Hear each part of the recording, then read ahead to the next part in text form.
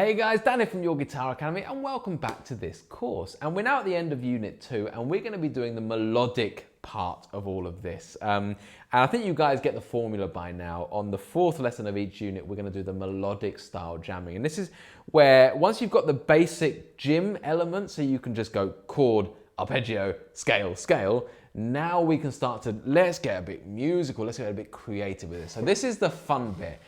And also, honestly, probably the hardest bit because it also relies on a bag of licks, having a good ear for melodies and all that kind of stuff that happens in your other developments on the guitar. So doing other courses through Your Guitar Academy, for example. But this is going to be a great place to kind of hone those skills. So pick up the guitar and let's get started.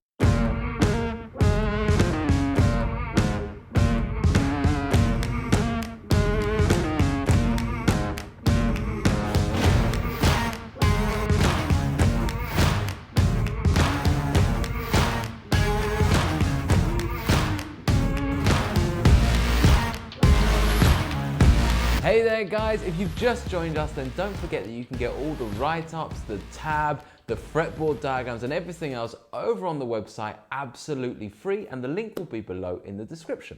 If you're watching us here on YouTube absolutely free, then please do like the video, subscribe to the channel and leave us a comment. We do our absolute best to get back to every single question that you guys have about the course.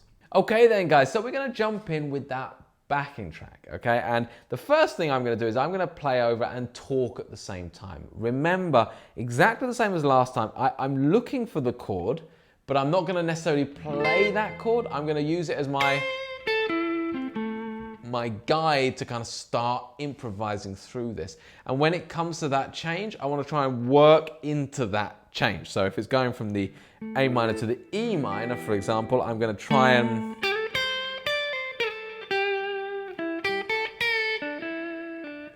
to move through that change. So try and make it as joined as possible. But the key thing is for the moment is simply that you're leaning, you're hearing that change when it comes and you're trying to play it. That's the most important thing. So first time round, we'll do that with the minus 10% track first, okay?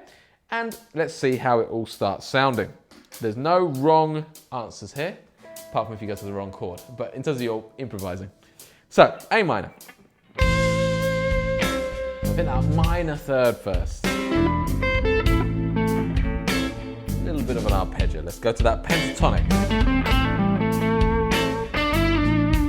Bit of full scale. Now think about that minor, that E minor that's here. That was a nice little slide into it, right?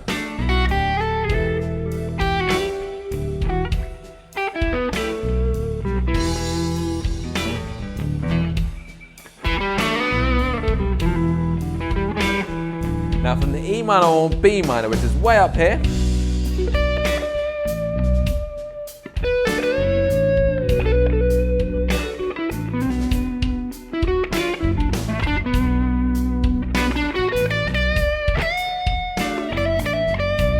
now from B minor, I'm going to go to my F sharp minor, so that's here.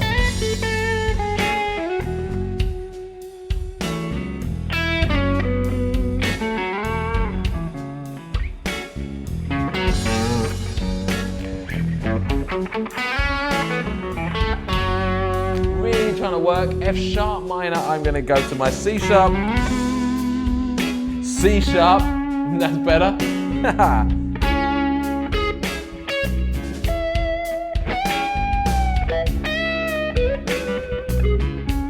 Okay.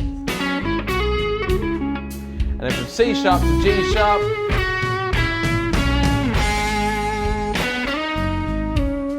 So I'm in that chord progression.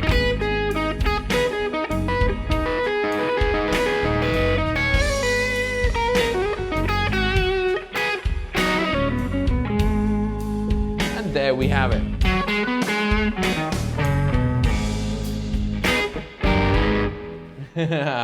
So once you're in the shape, the rest is kind of your responsibility, isn't it? You know, whatever licks you've got in pentatonic box 2, they'll come out. Whatever melodic ideas that you've got in your soul, in your heart, in your body, they'll start to come out, okay? As long as you're confident with the shapes. Now, this one's a little bit trickier than the last one because it's a little bit harder to find that root note, but it's definitely doable. And as you can see, I'm using those slides again on one string, which sound really, really good. If in doubt, I'm just finding the chord and just hitting a note within it, because that's going to guarantee me a chord tone note, and using that arpeggio to do so. So let's do that again. I'm going to do that again for you guys, but this time I'm going to go to the full version of the track, so the faster speed. And I'm going to really melodically try to give it some. So I'm not going to talk, I'm not going to explain my process. Your job is to try and follow my process. You know, where am I going? Okay, I can see that chord, I can see what he's done there. And notice how I try to play through it as smoothly as possible. I'm not going to do too many notes, I'm not going to do crazy licks, because you don't need that. What you just need is just a little bit of melody and the concepts, so just where to go, what to play. So let's give this a try, shall we? So I'm really going to give this some there. So A minor is my kickoff. So there's my opening kind of position. 2, 3, 4.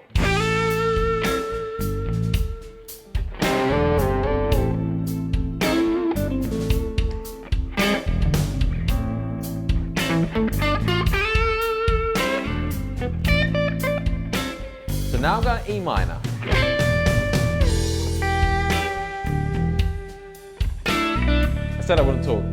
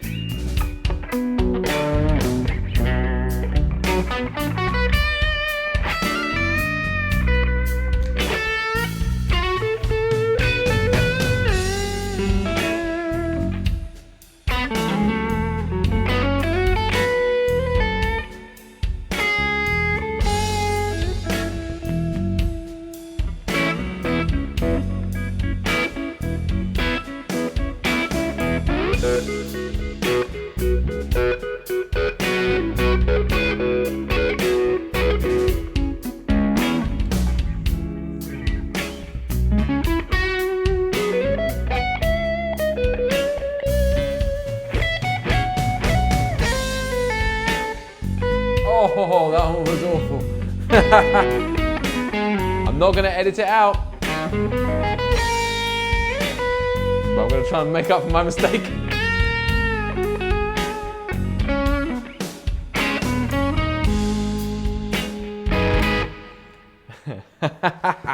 Right, okay. So let's first of all talk about the good stuff. I thought generally I was quite happy with that. I was moving in and out. I got some nice little linking ones that I quite liked. I don't have as much of a library of things to do in box 2 of the pentatonic or the minor box 2, but I could find myself melodically working through that just about. So I was quite happy with that. That last note there, okay, that was wrong. I have to admit in my mind I was F sharp. I was F sharp minor. Wasn't right. Couldn't see that. I wasn't on G sharp. So if you were wondering, that's what I was thinking, and that's what I should have been thinking, okay? So that's why, you know, I hit that totally wrong note, and I should have been there. Okay, so this is just the fun bit though, because now, I'll tell you what, I probably won't do that again, because now I've made that mistake. Mistakes are good. When you're dealing with improvising, mistakes are really good.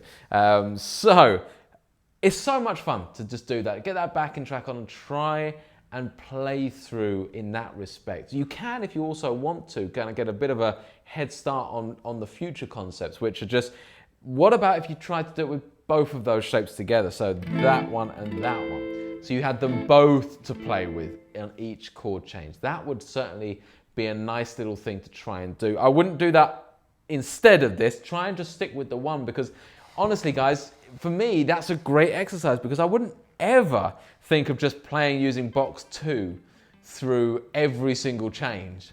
But by doing so, I really push what I'm able to do in that box, okay? Or using that arpeggio, using that chord shape, using that scale shape. So have a bit of fun with that, and I'll see you in Unit 3.